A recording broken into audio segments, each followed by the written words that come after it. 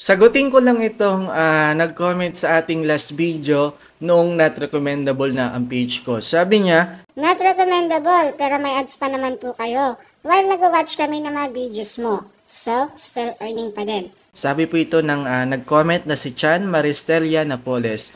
Opo, tama ka po doon. Still earning pa din kahit not recommendable na yung page. Pero, sobrang baba na po at hina ng earnings kapag not recommendable ka. Mapa page man or profile.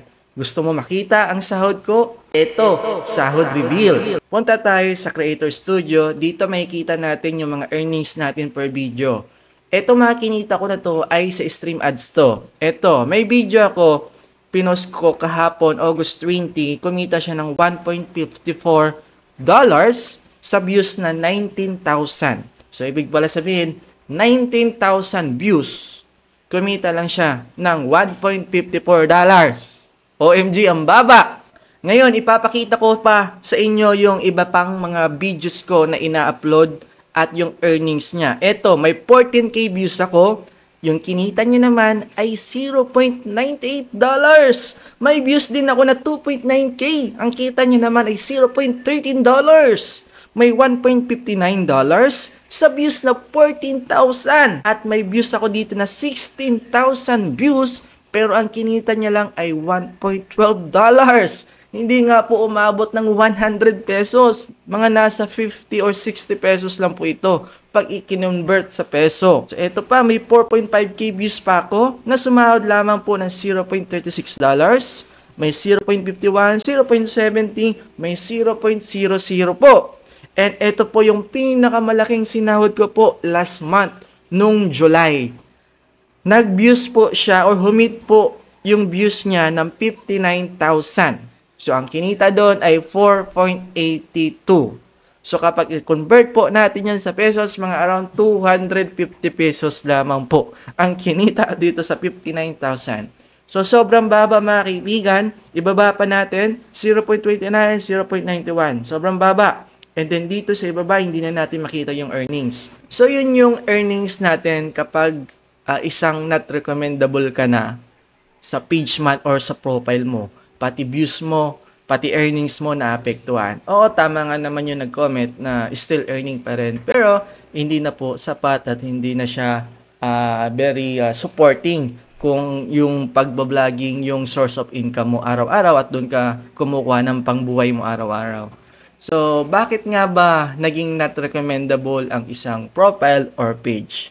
Sabi kasi ni Facebook, nabasa ko na yung kanyang guidelines, binibigyan daw ng not recommendable ang mga page or profile kapag hindi ka daw sumusunod sa kanyang mga rules or regulations sa Facebook, 'di ba? And then may kita naman natin kung ano yung mga alerts natin, mali natin dahil nino-notified naman tayo kapag copyrighted yung mga ginamit mong kanta, kapag may pinost ka na hindi tama, na against sa policy ho ng Facebook or ni Meta. So para sa akin, mag-a-appeal ako doon dahil lahat naman po ng content na pinapublish ko or pinopost online ay all original po. Kahit nga po yung music na ginagamit ko ay original, ako po yung nagbabayad yearly sa mga music na ginagamit ko sa Facebook or sa lahat man ng social media para po bumagay po doon sa content na ginagawa ko po, lalo na po sa travel vlog.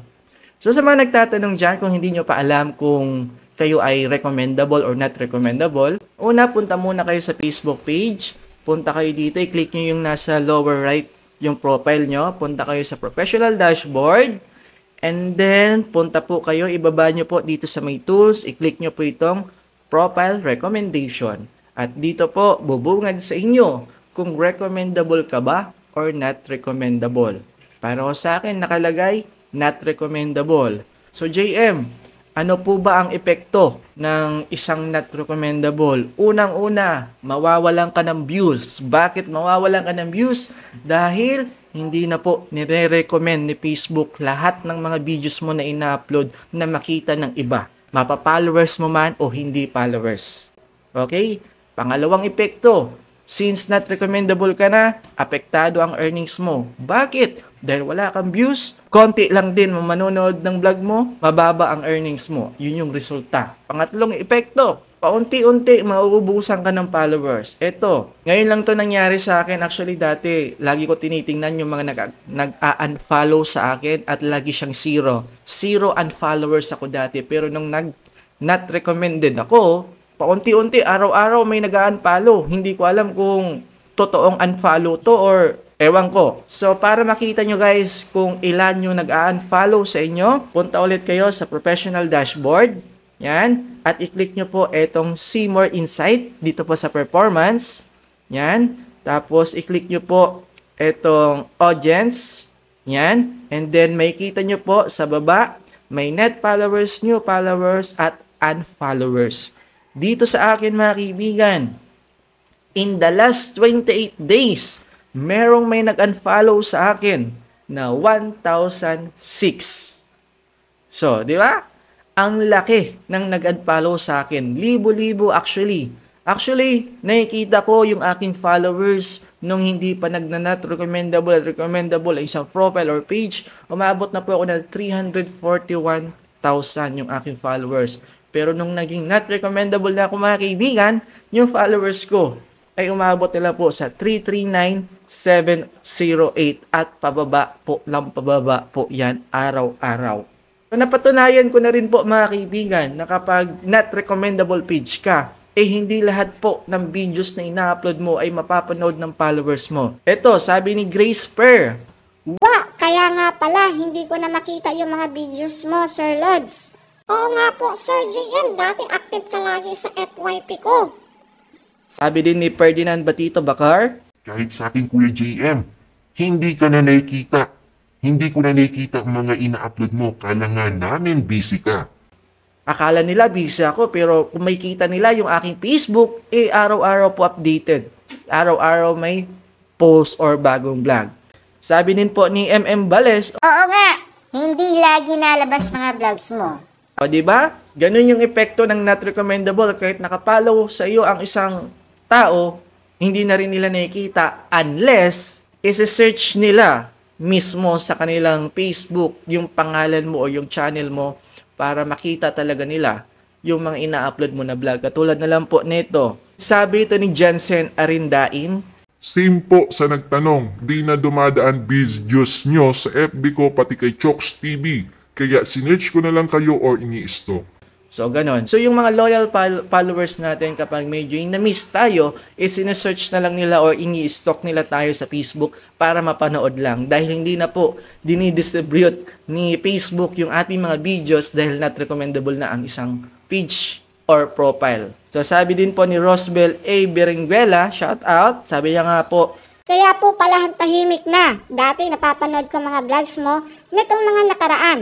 Wala nang dumadaan na vlogs mo sa wall ko.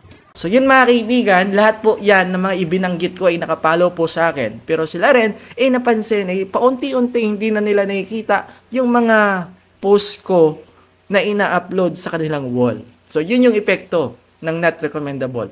Pero ganun pa man, yung magandang side ng pagiging not recommendable, hindi lamang ito negative side, kundi may positive side din.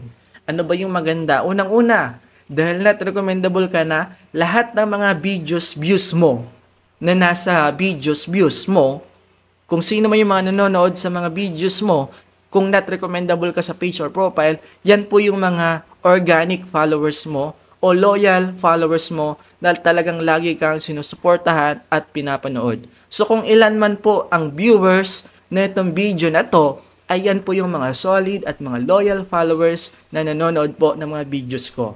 So, ibig sabihin, organic at hindi fake. Hindi sinasuggest ni Facebook sa hindi kilala, kundi yung mga nanonood na itong videos na to ay mga taong kilala ko. Yun yung maganda kapag not recommendable ka. Lahat ng mga nanonood ng videos mo ay organic at totoo. Yun nga lang, mababa.